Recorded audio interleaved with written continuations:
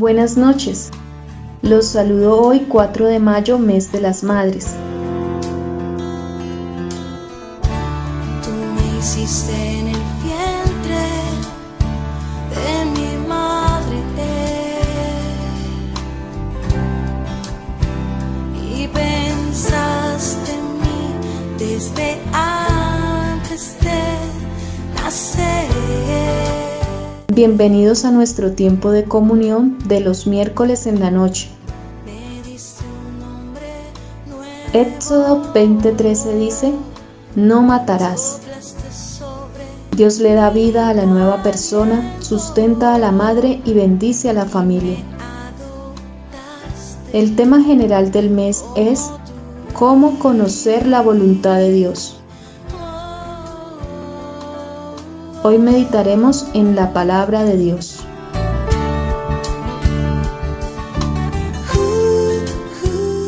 Buenas noches, hermanos. Les invito que los miércoles en la noche, en este mes nos dediquemos al tema ¿cómo conocer la voluntad de Dios? Inicialmente vamos a tratar el asunto puntual, la palabra de Dios. Padre, en el nombre de Jesús, gracias por esta oportunidad. Gracias por este tiempo de comunión, Señor, donde hemos exaltado tu nombre. Nuestro corazón está abierto para ti. Envía tu luz y tu verdad. Guíanos por estas delante de ti para tu gloria y honra. En el nombre de Jesús. Amén. Inicialmente abramos nuestras Biblias en Efesios capítulo 5 y miremos el verso 17. Efesios capítulo 5, verso 17 dice: por tanto, no seáis insensatos, sino entendidos de cuál sea la voluntad del Señor. Este versículo es un versículo muy tajante. Este versículo prácticamente nos está diciendo que hay dos tipos de personas. Un tipo de personas son los insensatos y otro tipo de personas son los entendidos de cuál es la voluntad del Señor.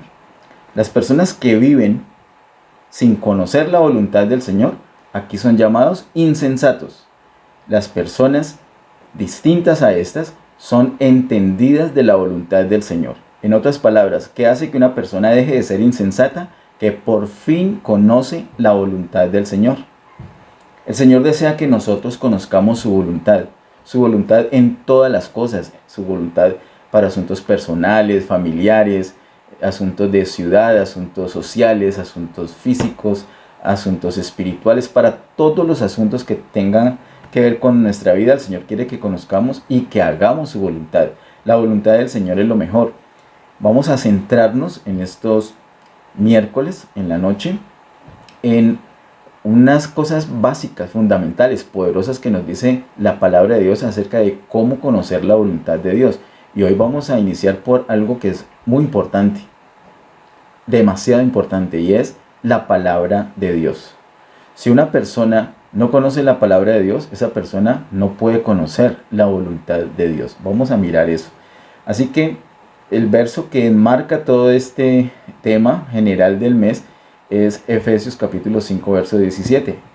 No seáis insensatos, sino entendidos de cuál sea la voluntad del Señor. Vamos por favor a Salmos capítulo 138. Salmo 138 es un capítulo hermosísimo y poderosísimo. Y ese versículo 2 dice así: Salmos 138, verso 2. Me postraré hacia tu santo templo y alabaré tu nombre por tu misericordia y tu fidelidad, porque has engrandecido tu nombre y tu palabra sobre todas las cosas.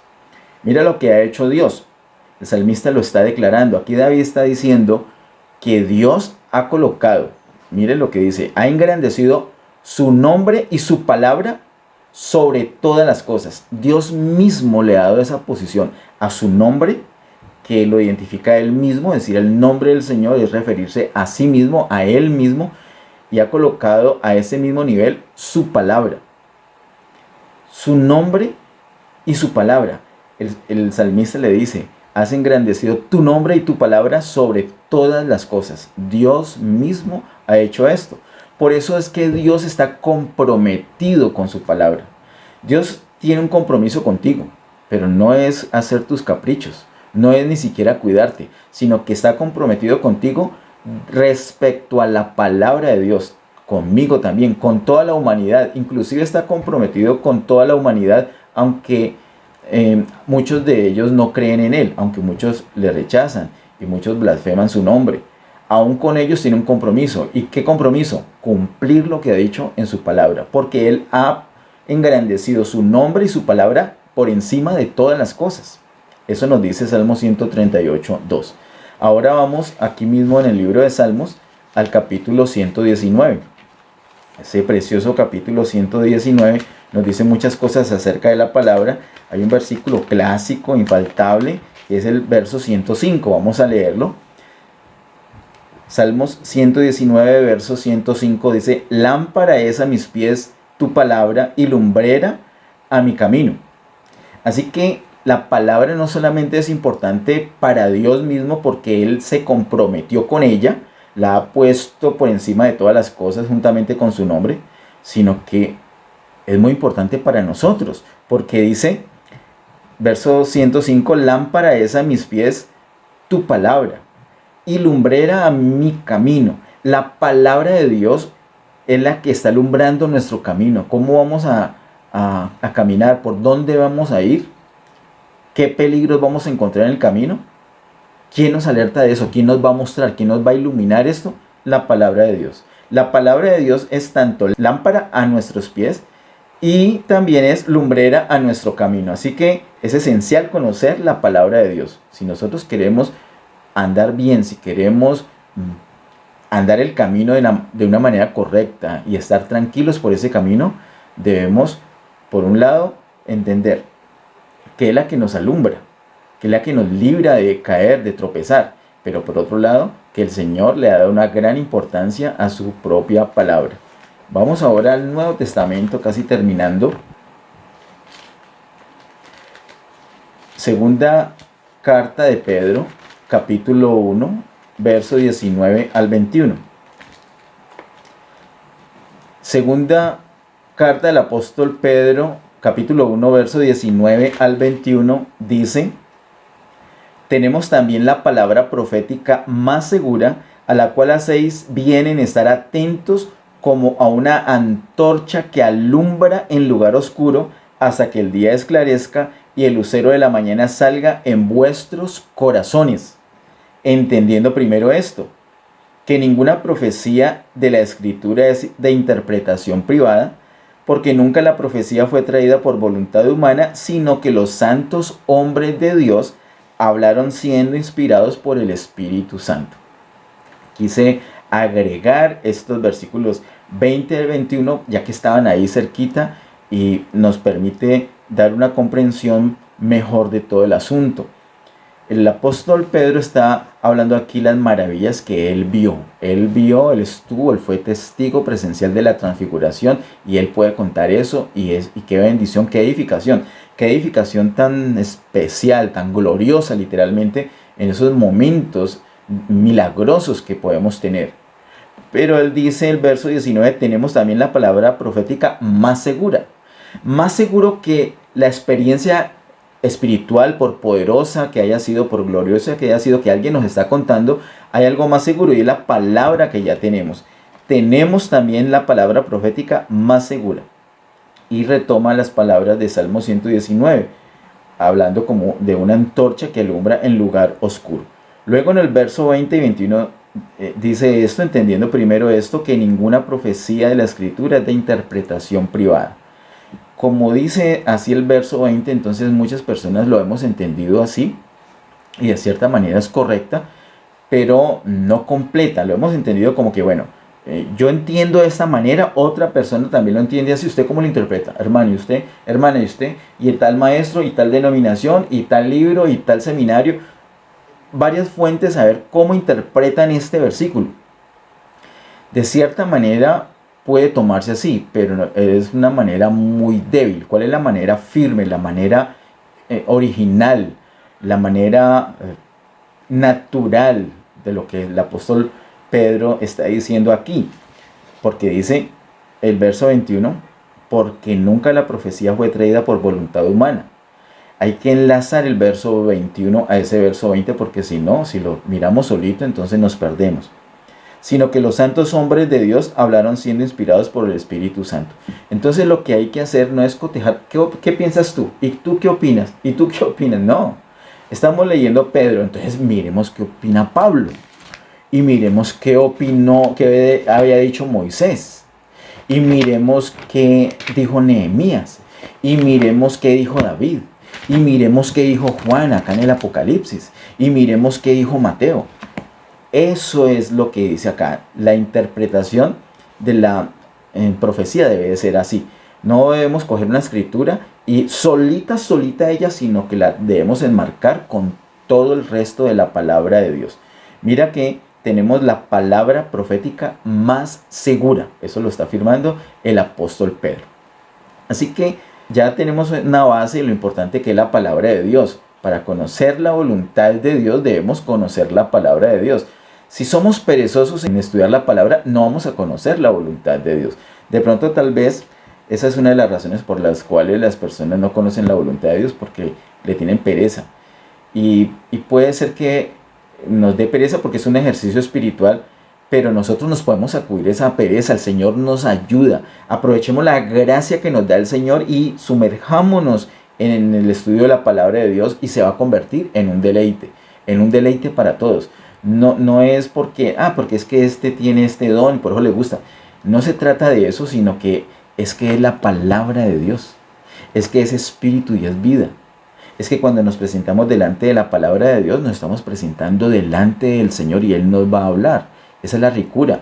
No se requiere que sea maestro, que sea profeta, que sea predicador, pero es que le toca estudiar, pero es que se deleita, es que es por su forma de ser.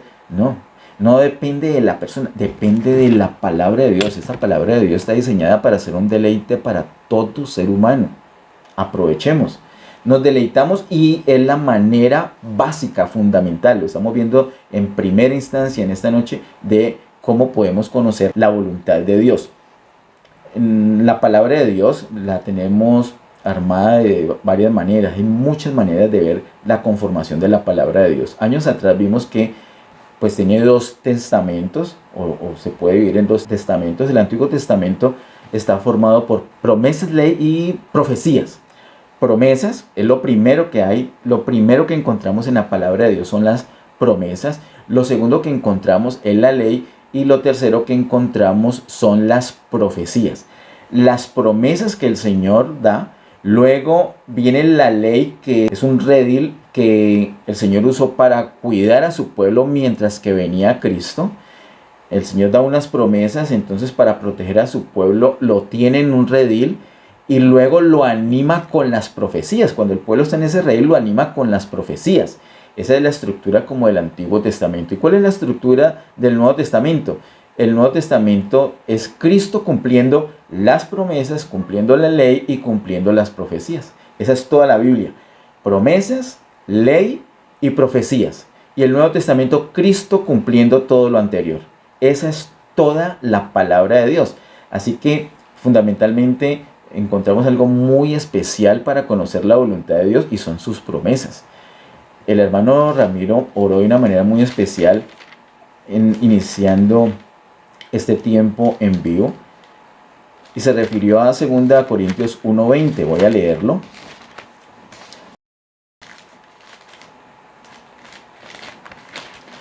Segunda a Corintios capítulo 1, versículo 20, dice: porque todas las promesas de Dios son en el sí y en el amén, por medio de nosotros, para la gloria de Dios. Todas las promesas de Dios son en el sí y en el amén. Es decir, no dice un día una cosa y otro día otra. Hemos conocido muchas personas, tú también has conocido muchas personas religiosas, que tienen un decir para hacer algo, para justificar algo que están haciendo. Es que Dios me mostró. A la congregación han llegado personas diciendo: Dios me mostró que viniera aquí a hacer esto. Y yo me maravillo y hasta me alegro. Qué bueno. Y después se fueron y no lo hicieron. Y nunca supe si es que Dios les dijo: no, me equivoqué, no lo había mandado para allá, sino para el otro lado.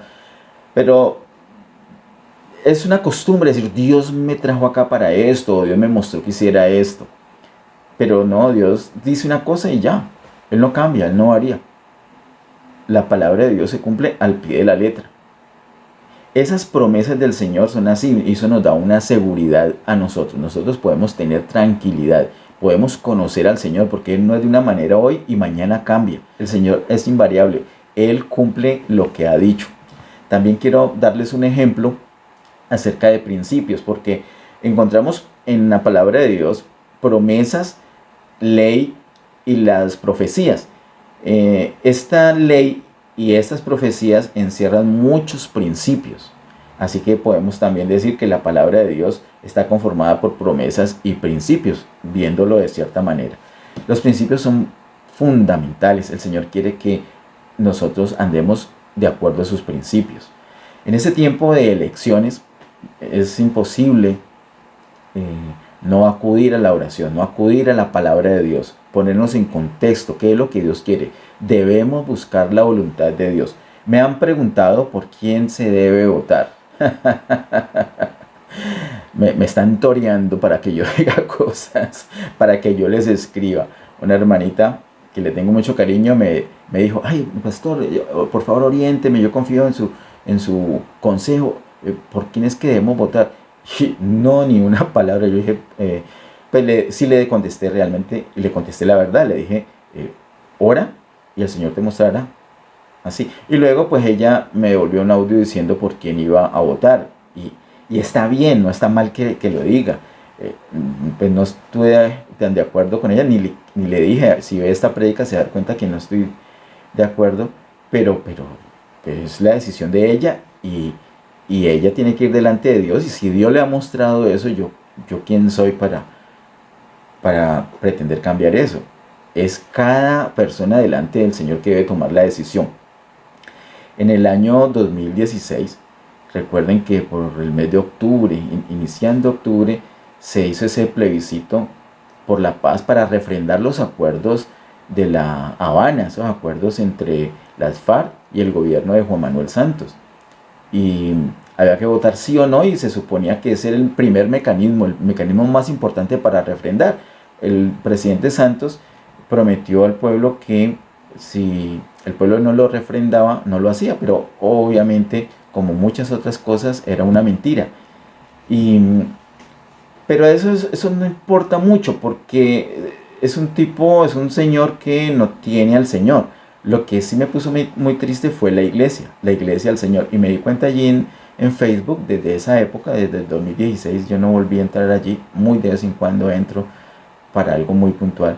Pero fue muy triste como los creyentes se atacaban entre sí, diciendo, que no sé qué, ay, usted no quiere la paz, que dónde está el amor, que unos argumentos tan pobres, se veían como habían sido manipulados y pretendían manipular a otros. Otros se enojaban y decían, no, pero es que eso es una alcahuetería. Pues tampoco.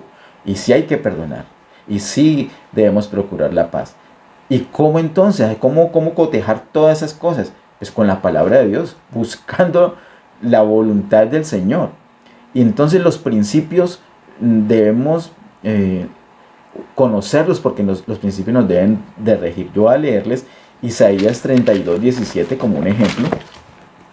Isaías 32:17, un ejemplo que les di a la iglesia en ese entonces, en el año 2016. Isaías 32, verso 17 dice: y el efecto de la justicia será paz, y la labor de la justicia reposo y seguridad para siempre. Mira, como dice la palabra de Dios, no fue el único pasaje que leí, también me refería a Romanos 5, por ejemplo. El efecto de la justicia será paz.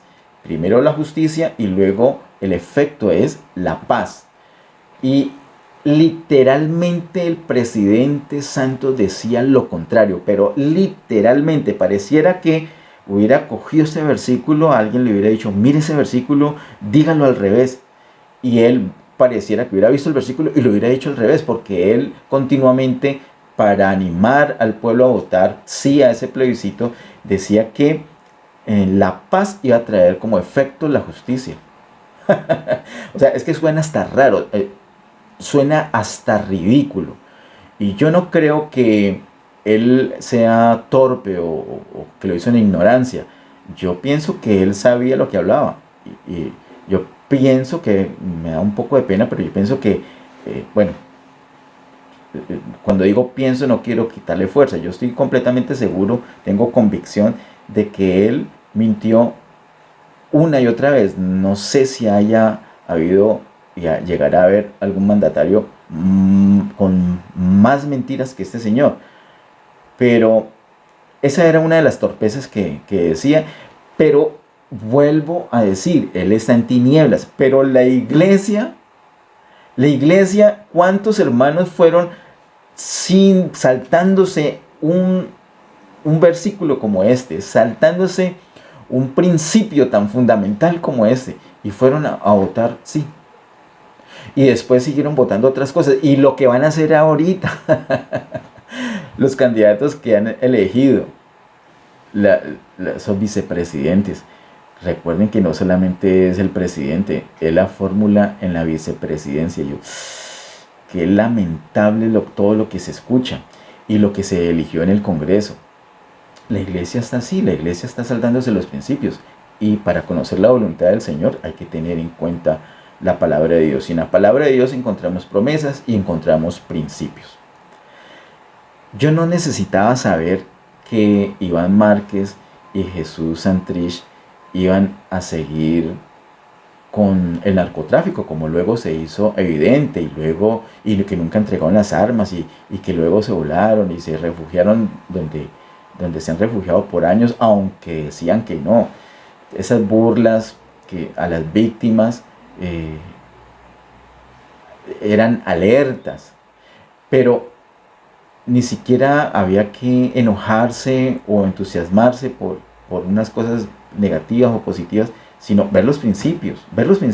Yo no iba a adivinar que ellos iban a hacer lo que hicieron. Yo los podía suponer. ¿Por qué lo podía suponer? Porque los principios de la palabra de Dios lo dicen así. Primero es la justicia, y eso va a traer como un efecto la paz. Eso es así, no es al revés. Asimismo hay muchos otros principios, entonces nos debemos regir por principios. ¿Cómo vas a votar? Tienes que ir delante de Dios, tienes que mirar los principios, las promesas que hay en la palabra de Dios y regirte por lo que dice la palabra de Dios. Punto. Quiero que, para terminar en esta última parte, voy a ir muy rápido porque son cosas muy conocidas, pero quiero animarte a ir a la palabra de Dios de la siguiente manera. Te voy a mostrar 5 cosas concretas, 5 cosas concretas que debes hacer cuando vas a la palabra de Dios. Número 1, básico, leer. De pronto tú usas otro orden. Bien, está bien. Alguien me dirá, tenemos que orar. Sí, tenemos que orar todo el tiempo. Pero yo quiero decir esto. Número 1, leer. No podemos estudiar la palabra sin leer. Tristemente, muchos hermanos no leen la palabra de Dios. La cogen y dicen, Isaías dice tal cosa, y como se lo saben de memoria, entonces no hacen el ejercicio de leer. Hagamos el ejercicio de leer. Número 1. Mateo 24:15, el Señor les dice, está diciendo, hablando de la gran tribulación, y él hace referencia a la profecía de Daniel, de las 70 semanas. Él hace una referencia allí, y entre paréntesis dice, el que lee, entienda. Por supuesto. Y si no lee, pues no va a entender.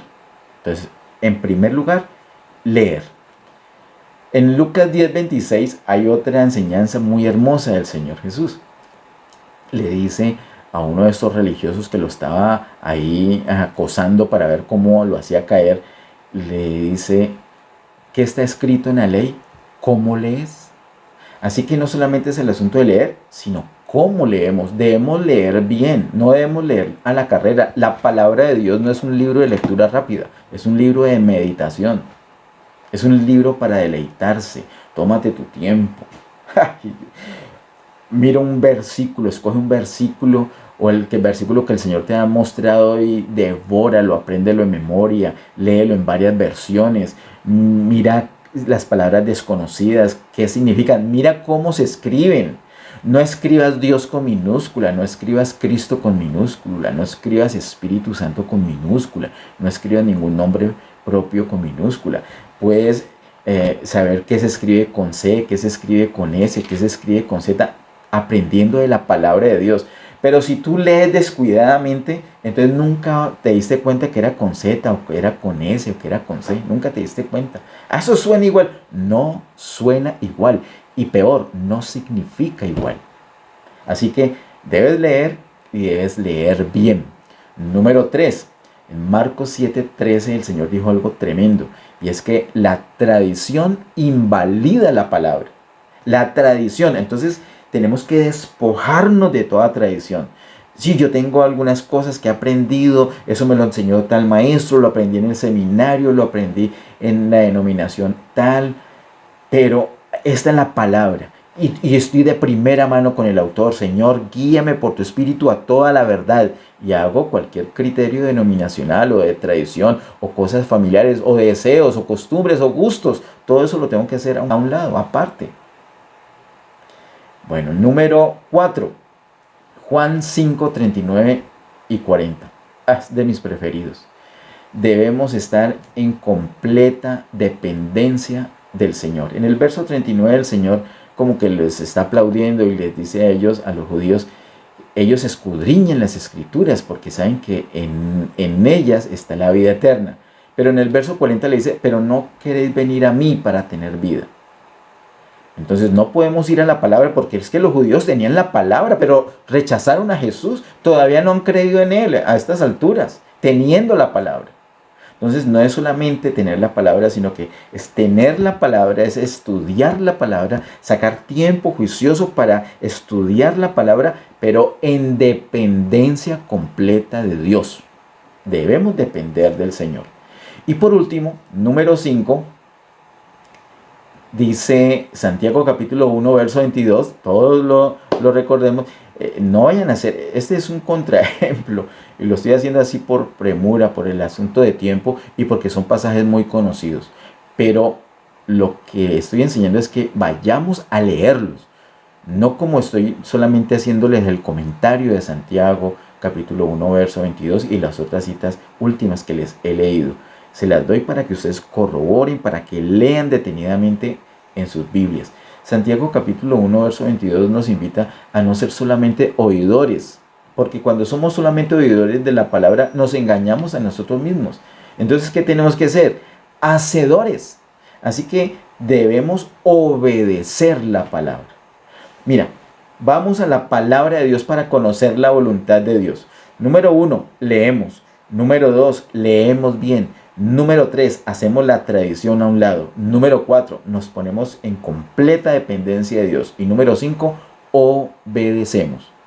Si nosotros nos acostumbramos continuamente a tener esos 5 puntos en cuenta, hacer esos 5 pasos respecto a la palabra de Dios, vamos a conocer la voluntad de Dios.